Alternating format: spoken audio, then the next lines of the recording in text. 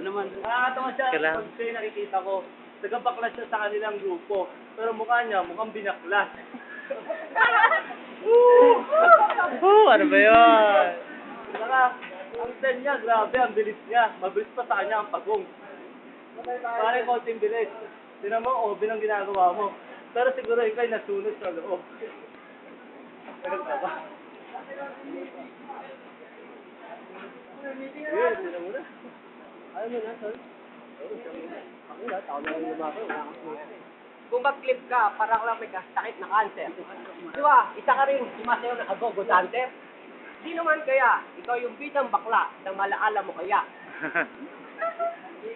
Kung mag-clip ka, para kang ano. Eh, alam mo, okay ka sana. Ito. Okay ka sana kaso kamukha mo si Kokay. Pero bakit ganyan ang ilong mo? Kawig na kaya alang kayo. Tangin ang mukha yan. Saan ba nagmula yan? Siguro kahit mag-pick-up mga Vicky Belo, hindi na magbabago yan. Pre, alam mo, mga banat mo sa akin di ubra. Kasi, para ka lang nagbabra. Tapos na. Huwag ka lang iinom ng cobra. Kasi mukha kang zebra.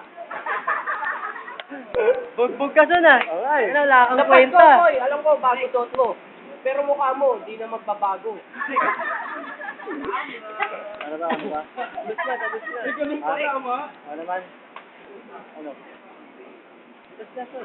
Tama na, wala kang papatunayan dito. Dali mo naman.